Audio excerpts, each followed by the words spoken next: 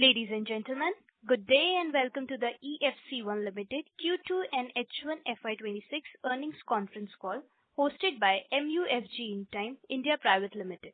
As a reminder, all participants' lines will be in the listen-only mode and there will be an opportunity for you to ask questions after the presentation concludes.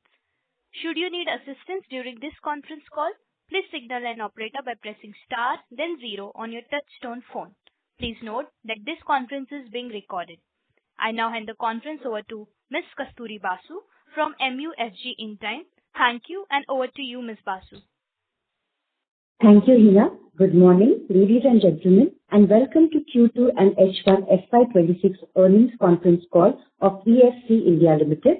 Today on the call from the management side, we have Mr. Umesh Sahai, Chairman and Managing Director, Mr. Nikhil Bhuta, Whole-Time Director, Mr. Uday Vora, Chief Financial Officer, and Mr. Aman Gupta, Company Secretary. Before we proceed with this call, I would like to mention that some of the statements made in today's call may be forward-looking in nature and may involve risk and uncertainty. For more details, kindly refer to the investor presentation and other filings that can be found on the company's website and stock exchanges. With that, I would like to hand over the call to Mr. Umesh Sahai for his opening comments. Thank you and over to you, sir. Over to you, sir, Umesh, sir, for your opening comments. Thank you, ma'am. Good morning, ladies and gentlemen, and thank you for joining us on the Q2 first half financial 26 result conference call today. At the start of Q2, we were listed only on the Bombay Stock Exchange on 20th August 20. Extremely sorry. At the start of Q2 26, we are only listed on Bombay Stock Exchange. We also got the Stock Exchange, which was a very exciting event in our journey as a still very young company. On the operational front, the total number of seats, including 5,900 under development, jumped to more than 68,000 seats at the end of Q2 financial 26. We currently manage 3.23 million square feet at 86 sites located in the 10 cities. On design and build segment, we have achieved a turnover about 196 crore, which is about 74% growth year-on-year, half-year basis. While our furniture segment has got established firmly with half-year turnover crossing rupees 26 plus crore. I believe that our employees are the real reason behind our success story. I take this opportunity to thank our esteemed employees. We will continue to innovate and execute on our strategy to keep growing across all our verticals, while leveraging our integrated business model to drive efficiency and cross-selling opportunity. I will now invite Mr. Nikhil Bhuta to speak on the company business and operational performance. Thank you. Nikhil bhai. Thank you, Umesh sir. Good morning to all and warm welcome to the Q2 and half-yearly FY26 earning conference call. I'll just provide a quick overview on our company before going further. EFC India Limited operates as a real estate as a service company with 3 integrated business verticals which offer managed offices, interior design solutions, and furniture manufacturing segments. Our unique value proposition is that we can provide a wide range of real estate solutions from customized workplaces, commercial interior design, and furniture products manufacturing. In the last quarter, we have built on our success with implementing the integrated business model. We have added multiple large corporate clients to our leasing vertical, further strengthening our enterprise portfolio, which generates long-term and stable revenue stream for the company. On the back of the successful execution of Ahmedabad and Hyderabad Passport Seva Kendras, EFC India was awarded another general work contract for a new Passport Seva Kendra at Pune in September. As part of our rate contract for the development of PSKs across India, the contract is for complete interior turnkey fit-outs and is a key win for design and build vertical. During the quarter, we have successfully completed more than 80% of shipment for exporting the furniture products to Saudi Arabia as part of our previously announced international export order. We've been constantly trying to innovate and recalibrate ourselves since the past few months. In November 2025, we announced our foray into retail leasing with premium showroom and shop spaces in key commercial hubs in India. We believe we can leverage our deep domain expertise in office segment to extend our addressable market into the retail market. The robust macroeconomy, a rising work population, and a higher disposable income drive an ever-expanding consumer landscape. We believe that we are very well positioned to take advantage of immensely potential available in our ever-growing economy. We reckon that our integrated real estate as a service business model empowers us with the right to win in not just our core but also such peripheral market. Going forward, we will continue to explore such compelling opportunities and kind of take our companies to the newer heights. I thank you all for your continued support and faith in us, and we are genuinely committed to perform and deliver best in interests of our stakeholders. Thank you so much, and let me invite our CFO, Uday Vora, to give you more insights into the financial of our company for the Q2 FY26. Thank you so much. Good morning, and thank you for joining us for today's call.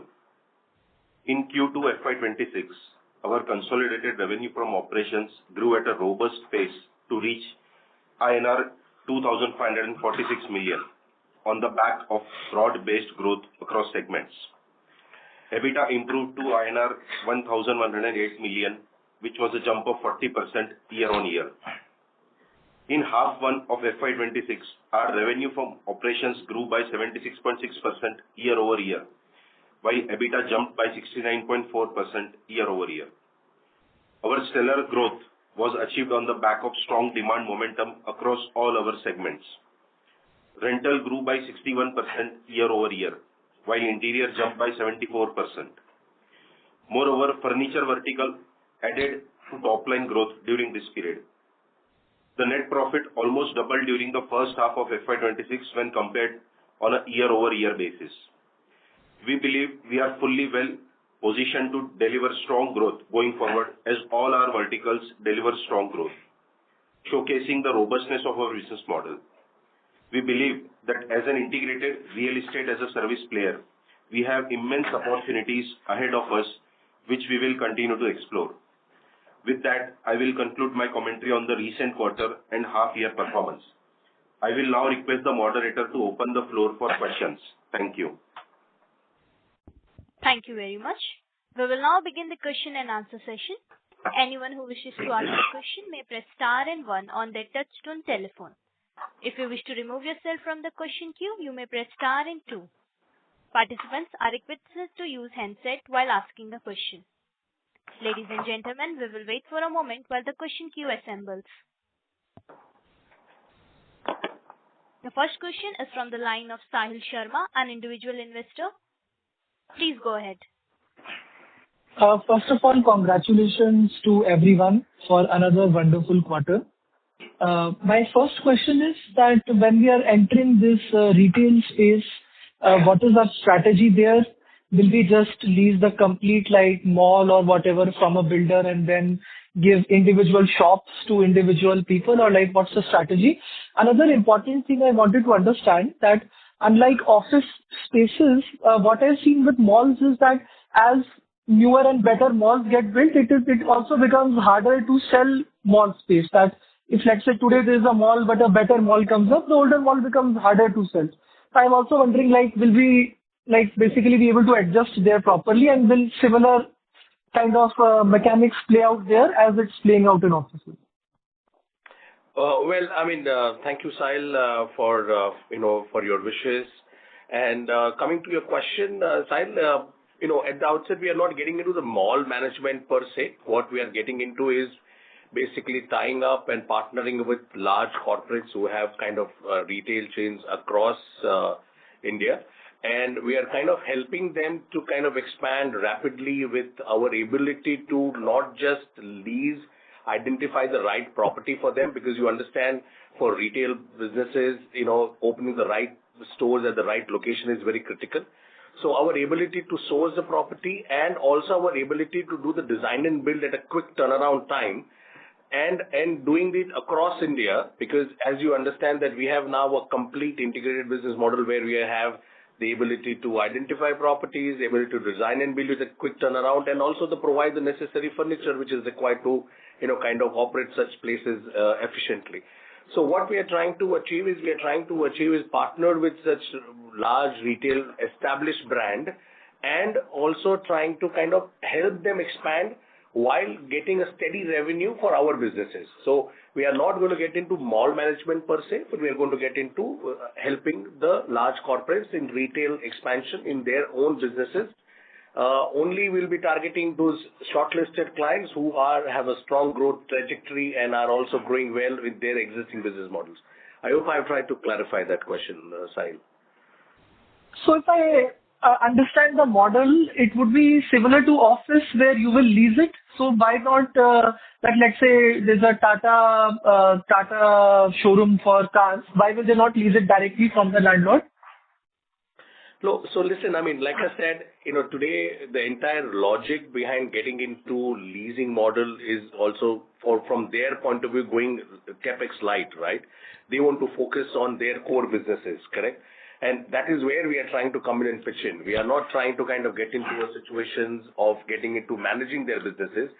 We are just helping them to go capex light, focus on their core businesses, and becoming their partner in their entire journey, so that we are able to, and also provide the professional, kind of setup in terms of managing those, real estate, as that is our core strength. So we are coming in from that angle and that thought process. Understood. And actually, one more thing is on this, if you look at offices, we have, complete buildings where we have hundreds of thousands of square foot of space available. In this case, like, how would we develop such economies? Because retail shops are much smaller, right, in size. So we are not looking at doing some retail shop of, like, say, only some 1,000 square feet kind of a thing. We're looking at a sizable space where that is what I tried to explain to you, that we are looking at tying up with those large brands who have a format of at least having 5,000 kind of square feet of area. And what we are trying to add is that, let's say, if I'm able to add 5,000 square feet and let's say in 25 cities, that makes a total kind of coverage of 125,000 square feet, which is a very sizable kind of leasing area that I can build in with one single client, and that kind of helps me to not expand into different cities, but also kind of strengthen my core, strength of being there across the country and leverage on my expertise, Understood. My last question is, do we have any updates on the REIT, and are we still pursuing it? And what are when are we expecting to have the REIT finished? We are really actively pursuing it, and we really see a lot of value in those structures. Yes, it has taken a little time, but while it has taken time is, as you know that as a company, we are very cognizant of the fact that we only get into, opportunities where there is a, substantial profitable and, and sustainable business is available. So we have now established a kind of a suite of properties that we can bring them into the REIT structures, and soon we'll come up with announcement relating to the same. But we are actively pursuing those structures and looking at those business opportunities. Thank you and all the best. Thank you. The next question comes from the line of Kush Tandon from Ananta Capital. Please go ahead. Good morning, sir, and many congratulations on a consistent set of numbers and, last 4-5 quarters, there has been quarter-on-quarter growth. Sir, I would like to understand the company by segments. So if we just talk about the rental segment, we have been adding around 4,000, 5,000 seats a quarter, and now we have reached a revenue of around 129, 130 crores. Sir, can we expect a similar addition of seats going ahead? And if we take a 3-year view on the business, what is the aspiration of me to reach number of seats and, so that is the first question, sir.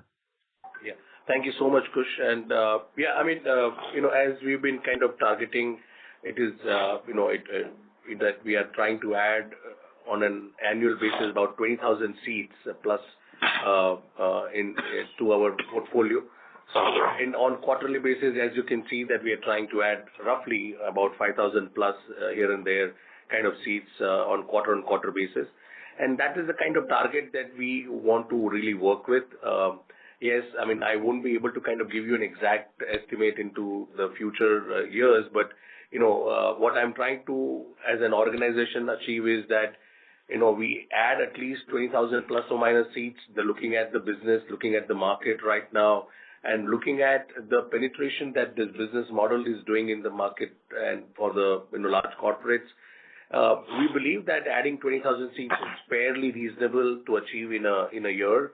And again, like I've explained earlier in our calls, that while we can probably add in an inventory point of view more seats easily. But what is important is that we kind of sustainably deploy them and get them occupied with 90% plus occupancy. If we can't achieve them, then just adding seats and adding numbers doesn't really turn into any sustainable profitability, and that's where we are. So from a leasing vertical point of view, Kush, we are focused of adding about 20,000 plus seats on a year-on-year basis, and we believe that we should be able to achieve this target year-on-year, at least going forward next couple of years. And that's where we are in terms of the overall, and that's how the revenue will keep increasing because, as you can understand, this is a linear business to that sense, and the leasing vertical really is offering that stable cash flow that we deserve for our overall business model that we have created. Thanks, sir, for that. Also, if you can explain what is the churn in this business from the client perspective, because it's largely a recurring 3-4 year lock-in business. Would you be able to give us a number on the churn of clients? If you, Kush, if you refer to our presentations, we have kind of, mentioned that my average, kind of lock-in or average kind of contract tenure is roughly around 45 months. So which you would appreciate that it's just about 4 years, that kind of contract period that we are looking at. So we are fortunate, and our business model has been very clear that we look at developing the enterprise clients more and more, and look at developing relationship with large corporates in terms of their commitment with us for 4 to 5 years. Churn rate is obviously it's something not sometimes in our hand, because it depends upon the businesses of those respective clients who are sitting with us. But if we have witnessed as an organization about 4 to 5% churn rate that we have witnessed over the years, and we've been successfully able to refill them and maintain the occupancy levels that we have been able to maintain, Kush. Okay. So coming to the second business of design and build, is there an order book concept here? And we've seen a lot of growth there. So can we think of this business as an order book business? And if yes, then what is the current order book, and what can we expect the order book at the end of the year, financial year? Yes, Kush, the order book concept is there because, what happens is that, design and build is not a kind of a contract where you just kind of get a business and you start operating or start executing on day one, because, there is quite a bit of legwork which is required, starting from, getting your design concepts approved, and then which itself take its own time, and then get into the execution. And, the kind of order book that you've seen when in the beginning of this financial year, we had an order book of about 200 crores. Then the next quarter, the Q1, we had an order book of over 110 odd crores. And this quarter, we had an order book of about 140 plus crore, 45 crore roughly. So basically what happens is that the order book is created on a particular, obviously on a day, and then they get executed over a period. It is not necessary that, let's say, if I won the contract of 145 crore today, all of such contracts are going to be executed in single quarter. Obviously, like I said, depending upon at different phases, depending upon different handover happening from the clients, and also different agencies involved, those agencies giving me handover, all that factors also matter. But order book concept is there, and like we mentioned, for this quarter, we have right now about 145 crore worth of contracts in hand for execution. So the order book has come down a little bit. And you mentioned this in your presentation, I just saw that. Sir, just a question that, how sustainable or how recurring a business can this be in terms of growth? Because right now we are experiencing a lot of growth in this segment, and we hope that the growth continues. So if you can throw some light on how many, is it a tender or is it more of a one-to-one business, and what kind of growth guidance or order book guidance can you give in this segment? So first of all, there is no, I just want to clarify, Kush, that there is no decline in the order book. Please understand that, like I was explaining, that we get contracts at different point of time and then we start executing them over the years. So if you look at from this financial point of view, we have got an order book of more than 400 crores together, more than 450 crore together. Now this 450 crore worth of contract would be executed during this year, or maybe some of it may get spill over to the next financial year also, depending upon the nature of work, nature of contract, and the client, kind of handover, etc., related matters. So there is no decline in the order book. Just want to clarify. Secondly, in terms of growth, if you see, we've been maintaining the fact that we are in a position that this business is growing rapidly, not just in, if you look at our presentations and also some of the market data, it is growing at more than about 28% CAGR, which is really great sign for this particular vertical. And if we are able to achieve a growth rate of anything around 50 to 60%, that's what our target year on year is for next 2 years. So if you look at my last financial year, my business was at about 250 crore. We closed in FY25, and you look at this financial year, we closed half year at 196 crores. So the kind of growth that we have achieved on half yearly basis is 74%. And we are very cognizant of this fact that because of our ability to win the large contracts with the corporates, where obviously a tendering and an open, kind of auctioning process, kind of H1, L1, L2, L3 process run through, it is not that it's just a one-on-one negotiation. Yes, negotiation do take part, but there is always a process because large contracts can't be kind of allotted by these corporates simply on relationship basis. So, there is a detailed, stringent process that we have to run through. We have to compete with our, kind of peers and offer them the best solutions. And that's what we've been able to achieve. And so, like I explained, the growth point of view, we are very confident. And for next at least couple of years, we are really confident to achieve 50 to 60% YOY at least. And that can be witnessed in the kind of growth that we are anyway achieving even in the first half of this financial year. Thanks for clarifying that. The third and the last vertical is about the furniture business. I also understand that we have overtaken Pepperfry in our other company, TCC. So what is the logic of taking Pepperfry there, and is there any synergy that EFC can derive from that business? And in general, your overview on the furniture business, the capacity utilization, growth going ahead? Yeah, no, certainly. I mean, there is a lot of synergy in kind of Pepperfry transactions. First of all, it is very important for everybody to understand that Pepperfry is a tech platform which is an omni-channel for enabling more than thousands of retailers to sell their product online through this platform that they've created, a brand that they've created over a decade, which is a very successful brand that they've created. And, and it was necessary for us to look at it from that angle rather than looking at it as a furniture company, because it's not a furniture company at all. It's a technology platform, and they have a robust technology team. They have a, strong back-end team for marketing, and there's strong back-end team for sourcing. So as far as, the acquisition of Pepperfry was concerned, it was more looked as a technology company acquisition than a furniture company.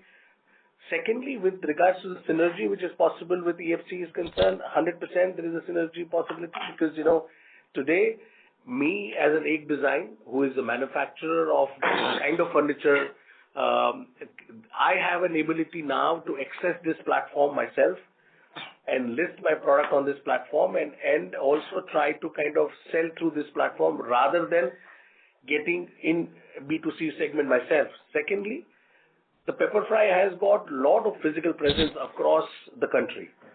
That kind of, more than like 26 to 28 states where they have their presence. That enables me to reach out pan-India on day one.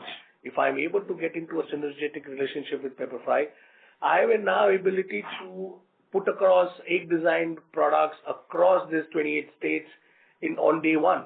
And that's the kind of synergy that we're looking at, not just exploring the online omni-channel platform, but also capturing the retail physical presence across the country. And that kind of helps us grow substantially, establish real good synergy. And we are very confident that together we'll be able to kind of achieve newer heights in the furniture segment, sir. And sir, in our own manufacturing, what is the capacity utilization, etc.? As of now, we are doing capacity utilization. Target is that this financial year we should end at about achieving around 40%. Depending upon my synergies with the Pepperfry, if that kind of kicks in very quickly, then this may also go up a bit because, now that we are already in process of kind of developing certain specific products and putting them on the Pepperfry platform. So we are expecting that this financial year, at least we should be at about 40 to 45% kind of capacity utilization out of my total capacity of around 275 to 300 crore. And going forward, we should be able to do much better and, we should achieve a capacity utilization certainly of 70 to 80% in the next financial years. And so at optimal capacity utilization, what can be our margin in this business? We are very confident that this business is one of the value accretive business. You please understand that this is where we create the value addition, right? It's a manufacturing business. And we are confident that even at the current situation, we believe that we should be able to achieve anything around 30% plus kind of margin in this business, sir, at an optimal capacity. Okay, understood. Yes, so what I understand is that, largely we are a run rate business and there will be a quarter-on-quarter growth. So maybe this is our new base in terms of revenue and profitability. And going ahead, so we can expect better quarters and better years going ahead. This is what we all strive for and this is what we all aim for. Mr. Kush, you please appreciate that under the leadership of our chairman, Mr. Umesh Sahai, we have created a very robust kind of platform where we just don't have the stable revenue, but we have substantial growth opportunities. So you look at the way these entire businesses are getting shaped in. We have businesses which are offering linear and stable revenue. We have tie-ups, we have strategic synergies, which is getting me confirmed kind of short revenue streams.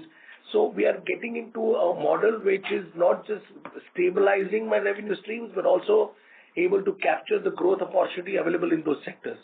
So this vertical expansion across different segments that we have created is really helping us to grow year-on-year basis, and we are very confident that next 3 financial years are going to be really exciting for us at a EFC level, and we are really working hard to kind of achieve and work for the growth of our investors and all the ecosystem stakeholder participants. So wish you very best. Thank you for patiently answering all my questions. All the best, sir, going ahead. Thank you so much, Mr. Kush. Thank you. The next question comes from the line of Mohan Mishra from Age Capital. Please go ahead. Thank you. Thank you, ma'am. First of all, congratulations for EFC's tremendous growth on quarter, year-on-year. My first question is towards, you mentioned that you are already managing 3 million plus square feet under OpCo or PropCo models.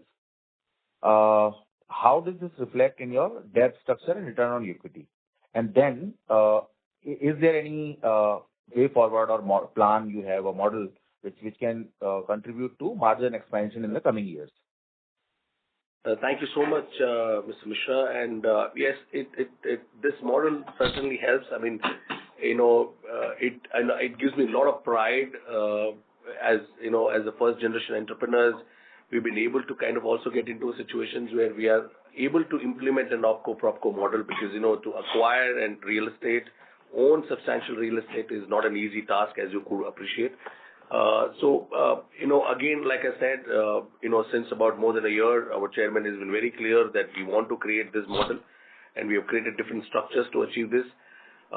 Presently, as you know, as we have mentioned in our presentation, about 9% of our total AUM, the total AUM is about 3.23 million square feet. Out of that, about 9%, which is roughly around 270,000 square feet of area, that we own as a freehold properties, and rest are all our leasehold properties, which we have taken from the landlords.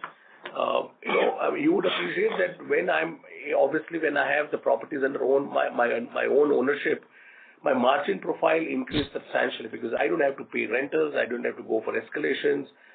What I have to probably pay for is the interest that I may pay for the debt that I have acquired, that I avail to acquire these properties.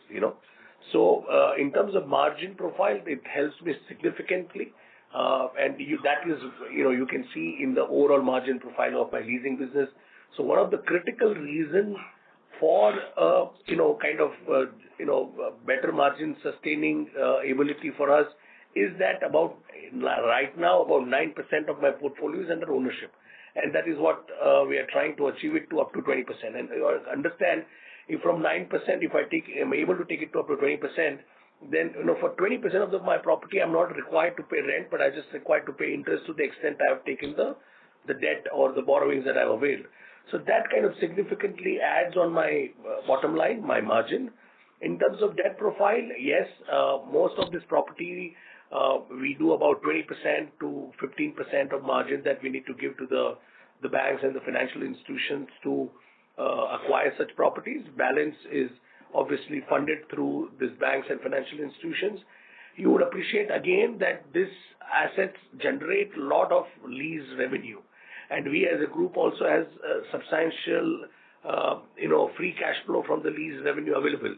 So our ability to get a debt at a very lowest rate possible, because lease rental discounting, a product which is available for acquiring real estate, is one of the cheapest product that one can really look at, and we have been able to kind of now consider that, and able to kind of even avail property at a very competitive rates from the banks and the financial institutions. So my debt if you see, today I'm owning about 270,000 square feet. On that, my debt is even not more than 200 crores, which is primarily linked to the properties that I have acquired. That 200 crores debt, anyway, like I said, is being taken care through the cash flows that are generated through those properties, or otherwise at a corporate level. And we will always maintain a kind of margin that at least 2.5x of the cash flow is always available for the total exposure that I have on the EMIs, so that I never get into a stress situation from a debt perspective. If you look at my debt equity ratio today, that's just about 0.04, which is way below an ideal debt structure also one can look at from an organization point of view. So in that sense, we are fairly debt light while acquiring and amassing these properties to our books, Mr. Mishra. Great. Understood. Another question I have on design and build vertical, which is showing a strong order book for now. We have discussed order book thing in the previous discussion as well. But how do you plan to leverage the cross-selling? Because I see there are lots of cross-selling between the three verticals.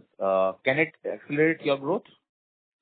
100%, and that is the entire reason why this integrated business model has been created, where we are not just kind of creating kind of an anchor client between all the three verticals, but we are also kind of able to kind of expand otherwise with the external parties. So I think the cross-selling, like we do, let's say from a design and build point of view to the landlords of the leasing vertical, or let's say from a furniture point of view to the principals of the design and build contract awardee.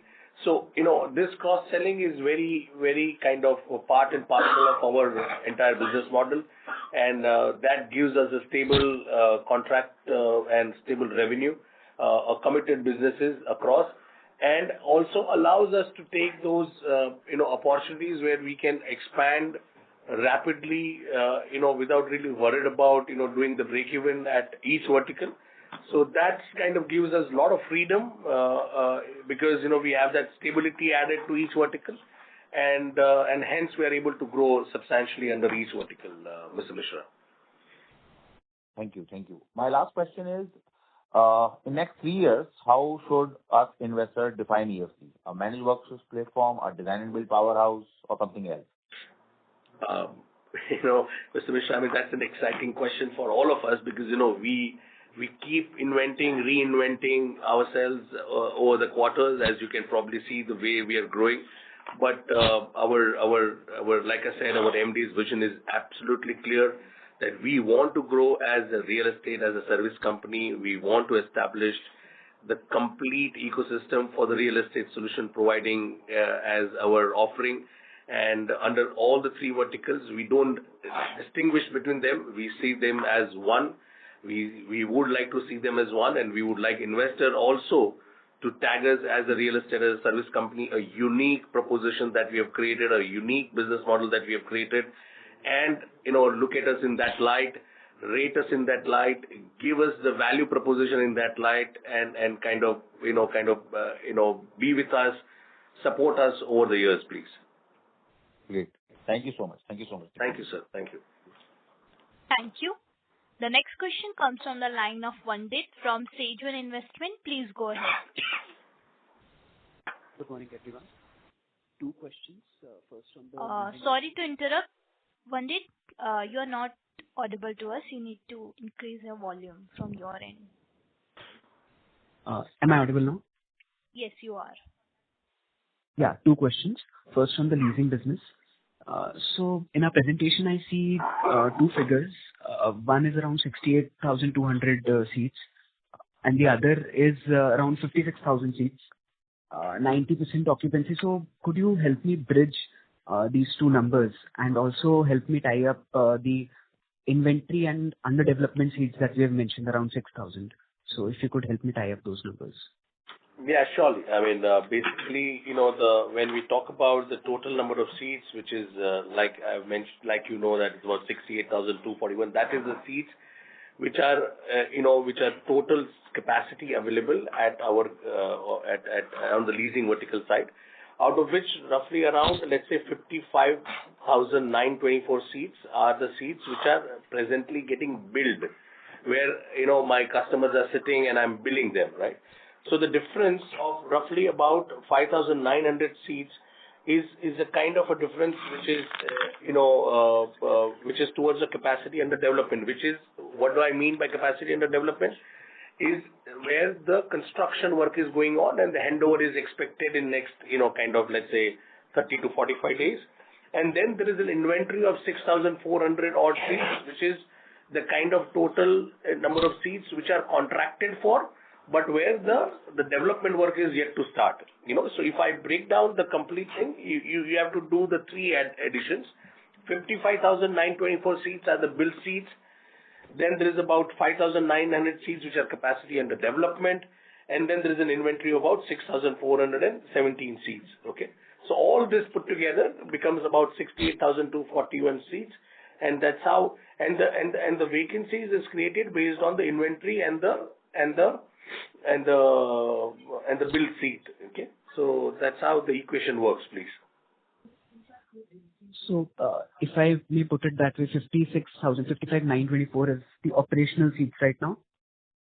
Yeah, there are seats which are getting billed as we speak. Right. So the 90% occupancy will be applied on 56,000 or 56,000 plus 6,400 of inventory? Yeah, 55,924 plus 6,417. That will be like a total capacity under operation. And on that, if you take 6,400, you'll get we'll see that is about 10% vacancy. That is what is there out of the total operational capacity. So if I just do the back calculation, our average rent per seat comes out to be slightly higher than what is mentioned around 7,000. It comes slightly higher than that. So any color on that? Yeah. So listen, I mean, what happens is that average rental is obviously it's a function of, where, some of the earlier, my seats, which I would have leased out in, like I mentioned also, like 45 months is my contract tenure, right, with my enterprise clients. So now I would have contracted with them, let's say in 2022, 2023, or 2021 also. So the rates at that point of time would be much different than probably the rate at which I'm contracting today. Today, my contract rates are not less than 7,500 or maybe even sometimes more than 8,000 rupee per seat. But on an average out basis, that's how we've given a range. It's something in the range of 6,750 to 7,250. Yes, if you go a pure calculation, you may come up with a rental, average of about 7,500 plus kind of a number. But, that is again, like I said, there is a lot of dependency on at what point of time the seats have come into billing point of view. They might be contracted, the billing might have started 15 days later, revenue might have got realized accordingly. So if you do a simple division on the total rental by total seats, you may not get the right average seat rate. But, based on the weighted average that we calculate and based on the overall average that we arrive at, that is the range that what we have mentioned in our presentation is the correct number to really refer to at this point of time. But as I said, currently and in the current situation, we are doing over 7,500 rupees per seat kind of a rate that we are achieving. On an average basis, that is the range, as mentioned in the presentation, of 6,750 to 7,250. That's what we achieve. Got it. That was pretty helpful. My second question is slightly broader, which is around the cash flow. So, even on an H1 basis, with a 70% increase in EBITDA, our net OCF has remained largely similar. And with taking in account the 66 crore of rental payments, is actually slightly negative. And there are high amounts of receivables and 125 crore of Ind AS non-cash item as mentioned. So if you could help me understand the cash flow and any outlook on how do you see the cash flow moving forward? Listen, you would appreciate that broadly, three of my businesses are very capex-light businesses in that sense. If you look at it, the way the business models are defined, except for the property acquisition we do, right? But obviously, both design and build and the furniture vertical, which now today, if you see, roughly contributes 50% of my total revenue. They are quite working capital heavy businesses. And in the current circumstances, we don't have any, working capital significant leverages, which we are already in process of planning. Once we are able to kind of plan our working capital with availing a substantial working capital facilities from the banks, etc., which is, like I said, is in process. Our ability to kind of improve on the working capital cycle will become much better, and that will have an impact on my operating cash flow as well. But otherwise, like I said, the free cash flow that I generate from my leasing vertical also to some extent get plowed in to kind of support the working capital requirement at a holding company level in terms of the different verticals that I operate. So broadly, that's where, if I have to, give you a fundamental answer to these questions, obviously we can get into, detail on each item and explain to you and give you a reconciliation on how the cash flow is operating. But broadly, like I said, that's where the cash flow works, where, the leasing vertical will contribute substantially, while both the other verticals will have some sort of working capital deployment, which will have a little, kind of impact on my overall operating cash flow that I generate. But on an overall basis, like I said, it's just a question of lag because, a particular point of time, the contract getting completed, the revenue getting realized, because these are all like a running bill concept when it comes to the design and build, and when it comes to the furniture manufacturing, there are certain credits which are, obviously granted under the industry. So all that factors taken into consideration, overall, the cash flow looks positive to us, except for the working capital deployment that is required primarily. I will be in a position to answer this question in more detail if you allow me to kind of, give you more clarification specific, which you require, if any, apart from this clarification that I've given right now.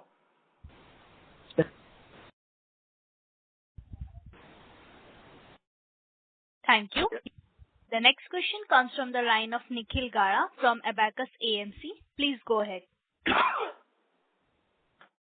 Yeah, hi. Am I audible? Yes. Yeah, hi, sir. Thanks for the opportunity and congrats on a great set of numbers. Sorry, sir, I just joined the call a bit late, so pardon me if this question was already asked. But if you can help me understand this new rental leasing venture that we are getting into in terms of, unit economics or how it will function, what kind of revenue targets we are trying to achieve in the next 1 to 2 years, and what kind of margin profile would this business run? Mr. Nikhil, yeah, we did address, but I would certainly, answer your question is that number one, the business that we are getting into, yes, it's an exciting opportunity that we look at it. At this point of time, give you any estimates, give you any, kind of targets for that would be a little difficult for me in this quarter. Maybe in the upcoming quarter, I would be able to specify in terms of numbers and also the margin profile because, we do have our own estimates, our own budgeting around that, but we would certainly like to test the market and look at how, we are able to, kind of achieve those targeted numbers. But rest assured, as an organization, we will certainly not work at a margin profile which affects the overall margin profile as an organization, number one. Number two, as a business model, just to clarify and put it to you, is that we are going to kind of tie up with large corporates who have retail presence across India, who are looking at, who have kind of a retail presence of more than 5,000 square feet of a single location, and they are in multiple cities. I will be able to leverage all three of my verticals, my strength under all three of my verticals in terms of property identification, in terms of design and building, and in terms of furniture providing to this retail outlets, and helping them to become capex light and focus on their core businesses, which is what obviously the core mantra behind this entire flex office business. And that is what we are trying to achieve through that. What we are trying to achieve and how we look at it, this business is that at the end of the day, we are acquiring substantial square feet AUM under our management, either through a retail tie-ups, through this corporate tie-ups that we do for the retail chains, or through the co-working spaces that we offer. So at the end of the day, that is the business target. Our margin profile, broadly, we would like to keep around the same margin profile. But like I said, allow us a quarter or so to mature this particular vertical and see that how we can grow further and achieve the similar kind of margins or better margins under this vertical piece. Thanks for that. So just one clarification over here. There is going to be a property which we first will lease from the landlord and then pass it on to the retail, or we are going to look at ownership of any properties? No, certainly. This will be more or less, kind of getting on the complete lease model only, where we will, kind of take it from the landlord on lease and develop them, maintain them, handle the facilities, kind of do the repair, maintenance, etc. required from time to time.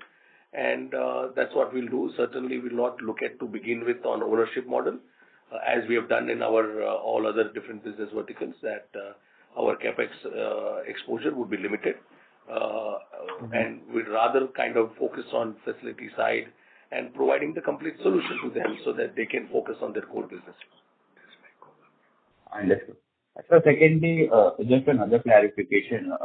In our rental business, as you mentioned, 9% of the areas which we own directly, and we want to increase this to 20% is something which I heard. Now, my understanding was that you are trying to take the freehold properties and put it in the rate business, if I'm not wrong. So is that something to work, or how do we see? No, absolutely. If you have, we have been very clear from day one when we have kind of got into even creating the REIT structure, and we have maintained it very clearly that, listen, to the extent my balance sheet would permit, I will acquire the property on my balance sheet because, it is necessary for me for two reasons. One is to create value for my company, the appreciation that you get in the property pricing, and also those property would enable me to kind of leverage those properties and raise some debt whenever required for the company to maintain the ideal debt equity structure from an organization point of view. But as an organization, I cannot build multi-crore asset ownership structure under my own company, or in a very in a fashion where next 4 to 5 years I'll be able to build that structure. And to enable me to do that, we have created this REIT structure where at least we are ensuring that there is an AUM which is coming under our management. So that's where the OpCo-PropCo model will work, where either the property ownership will go on my own balance sheet or on the balance sheet of the REITs which I'm managing. And my operating companies will manage either the REIT or the properties, even if I am also owning. So, the entities under my company, which is owning my own property, they will act like a landlord internally, you appreciate. And from a REIT point of view also, REIT also will act like a landlord. As far as my operating company, which is, let's say, the EFC Limited, operating company will keep managing these properties as a managed office solution under the managed office solution vertical and offering those solution across. So the ownership of the property, to the extent my balance sheet permits, will be acquired under my balance sheet. If not, then they will acquire through the REIT structure, wherein I will invite investors to participate and create a ecosystem where they get the rental yield. On the other hand, the EFC investor gets the revenue of managed office business because anyway those assets are being managed under the operating companies. I hope I'm clear on this, sir. I got that. So just sort of asking it differently. When you say that we want to make this 20% of our total AUM, can you give a breakup if there's something which is there in mind? How much would it be to the EFC structure and how much would it be to the REIT structure? No. This entire 20% I'm saying is through EFC structure only, and this is the target that we have. Okay, so right now, like I said, it is 3.23 million, correct? Now this 3.23 million, as you know, that every year is growing. My AUM normally by every year is growing. If you look at 20,000 seats are adding every year, so obviously the AUM is growing. What we are talking about is to achieve a kind of a rate where at least 20% of the total AUM which EFC is managing should be under our own ownership, so that we are able to achieve a better margin, also able to create an appreciation potential, and also able to kind of create a better leverage potential. Understood. So just a couple of more questions, if I may. Firstly, sir, in terms of the rental business margins, we are already, much better than most of our peers. So I think you sort of alluded that, because we have 9% of our own properties as well. But apart from this, are there any other specific reasons where we are doing much better margins compared to peers? So there are 3-4 very obvious and significant reasons. One is, number one, we are not into the revenue share model. We are into straight lease models. That kind of, adds to your margins much better because then, your revenue, your profit margins are not shared with the landlord, number one. Number two, we have this integrated business model which enables largely to the leasing business because, you please appreciate that the margin that we were otherwise passing on the design and build and on the furniture to the third parties now retain at a group level. So that enables the leasing vertical to get much stronger and much profitable. Thirdly, the property ownership also adds to my margins. You will appreciate that at the end of the day, only the interest cost which will get accounted for while I don't have to pay out the rentals on these properties.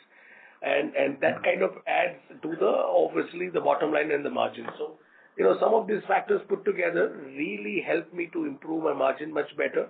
And at the core of our company, philosophy, we are always very cost conscious.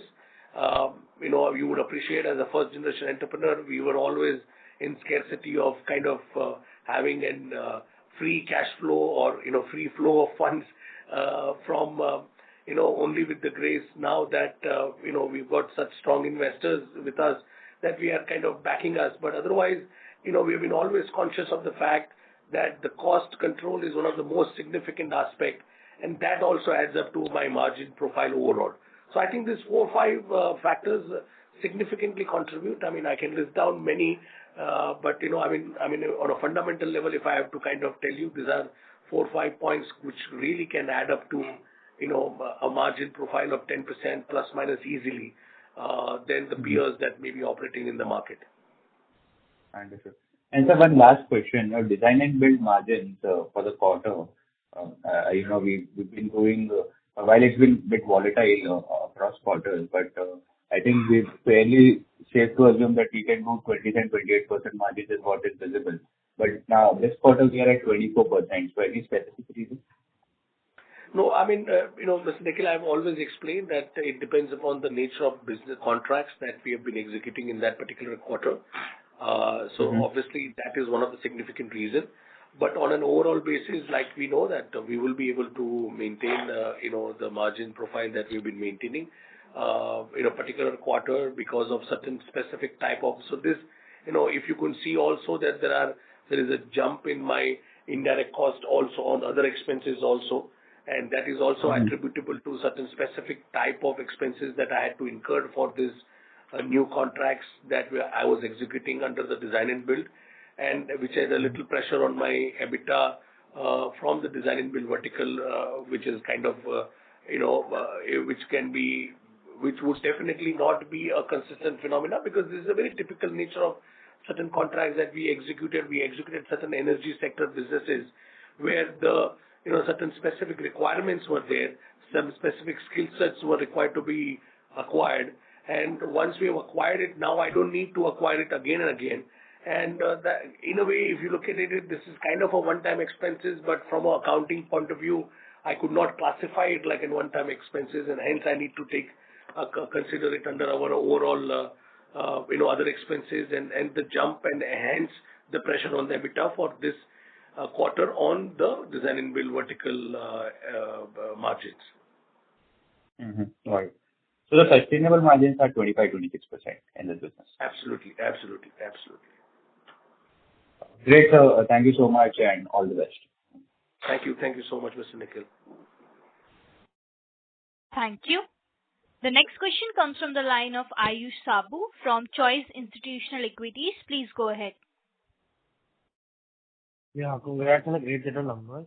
So actually my main question has already been answered pertaining to the retail DNV that we plan to pour in. But also you could just confirm, so the 90% utilization that we mentioned, so this is on the total build seats, right? Or on the total capacity seats?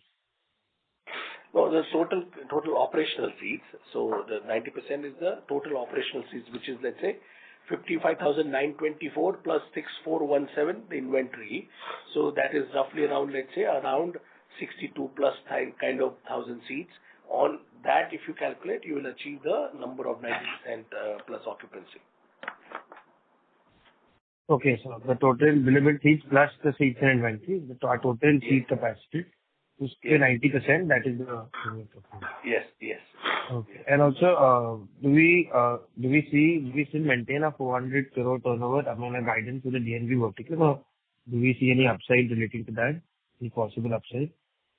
Ayush, we've been, rather believing now in terms of delivering the results rather than getting into any guidances. But you see, this year, like I've already explained, we have achieved in half year a turnover of 196 crore. I have already order book, which is, I said, combinedly 450 crore, out of which, the new order book that we have received this quarter was 145 crore. So we are really confident to grow at the rate, at the overall growth rate that we've been talking about of 50-60% plus at least. And we are confident that we'll be able to run with this run rate for next couple of years for sure, Ayush. Okay, so our guidance remains intact. Okay, thank you. Absolutely. Thank you. Ladies and gentlemen, we will take that as the last question for today. I would now like to hand the conference over to Mr. Nikhil Bhuta for closing comments. Oh, thank you so much. And first of all, again, thank you so much to come and participate in the Q2 half-yearly conference call today. As there are no further questions from the participants, and I've on behalf of EFC Limited, I would like to thank you all of us for joining, and we will strive hard in achieving what we are set out here for, and we'll ensure that all the three vertical work in tandem, not just help each other but grow independently and achieve the vision and the goal set by our MD, Mr. Umesh Sahai, and work for the betterment of the company and achieve the success that it deserves. Thank you so much. On behalf of EFC1 Limited, that concludes this conference. Thank you for joining us, and you may now disconnect your lines.